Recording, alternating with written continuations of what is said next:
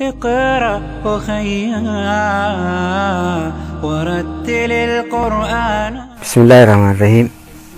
الحمد لله رب العالمين، أصلي وأسلم على مبعوث رحمة للعالمين نبينا محمد وعلى آله وصحبه أجمعين. أما بعد، السلام عليكم ورحمة الله وبركاته.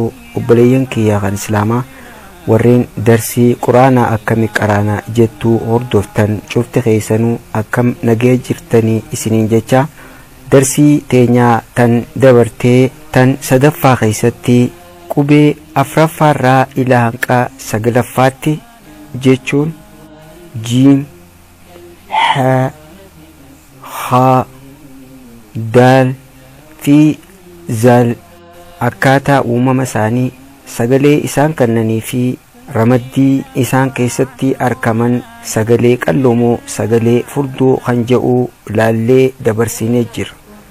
Inshaallah arraan tanaas qubee kurnaffaarraa eegallee wajji laallaa. Qopheessaan sagantaa tanaa ana Usmaa'il Alishootii. Turtii gaarii.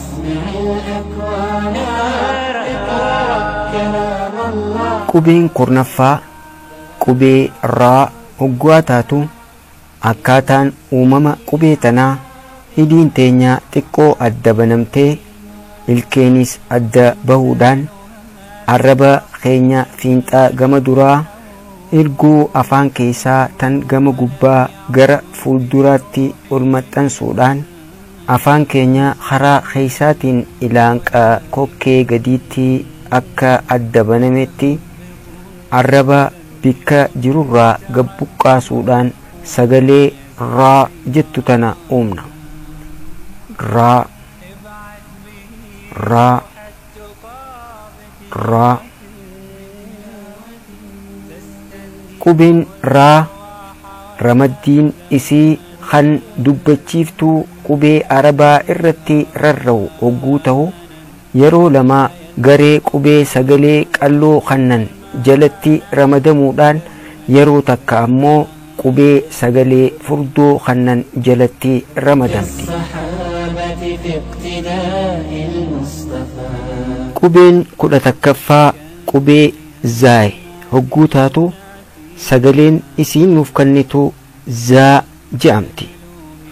Akkaataan uumama qubee tanaa hidhiin teenyaa xiqqoo adda banamtee ilkeen teenyaas xiqqoo adda baatee ilkee gadii karaa keessaa gama jalaatti fiinxa arraba keenyaa gam maxxansinee arrabni keenya akka hottoonfateetti osoo ergoo afaan keessaa tan gama gubbaatiin waliin xuusisneetti itti ol dhiyeessinee afaan gama keessaa ilaanqaa kokkee gadiitti akka banamee jirutti afaan keenya adda banuudhaan sagalee zaa jettu tana uumna.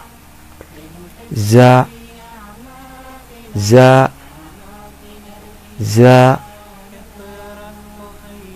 Qubeen zaay ramaddii qubee sagalee qalloo kannan jalatti ramadamti.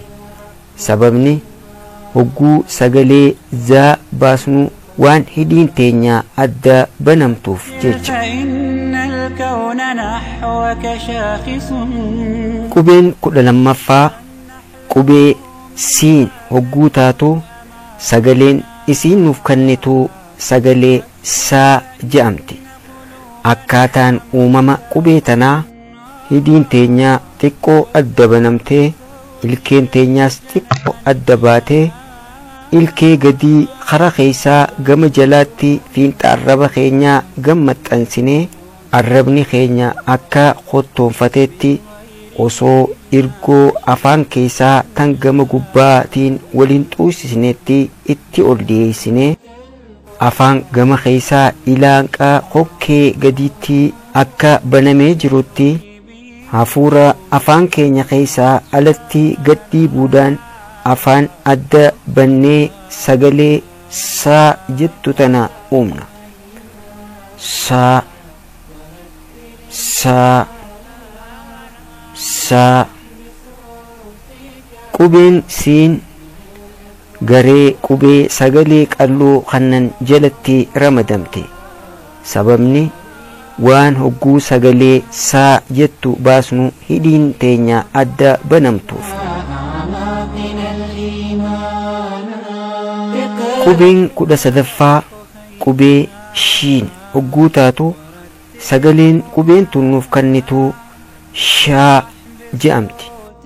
Akkaataan uumama isii hidhiin teenya xiqqoo adda baatee ilkeen teenyaas xiqqoo adda banamuudhaan arraba keenya gara duraa ergoo afaan keessaa tan gubbaatti ol dhiyeessuudhaan osoo walitti hin maxxansine afaan hara keessaatiin ilaa hanqa kokkee gadiitti adda banuudhaan hafuura bakka arrabaa fi ergoon afaan keessaa walitti dhiyaatanirratti hafuura gadhiibuudhaan afaan keenya adda banuudhaan sagalee shaa jettu tana uumna.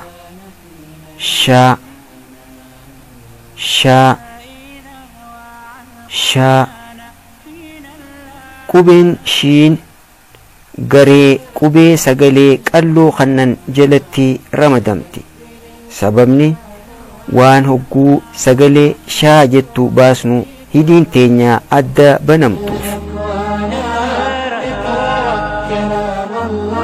Egaa obboleeyyan kiyya kan islaamaa warreen darsii qur'aanaa akkamitti qaraana jettuu hordoftan darsiin arraa asitti xumurti.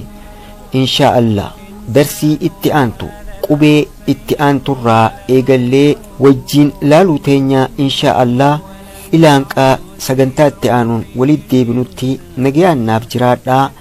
Wassalaamu alaikum wa rahmatullaahi wa barakaatuh.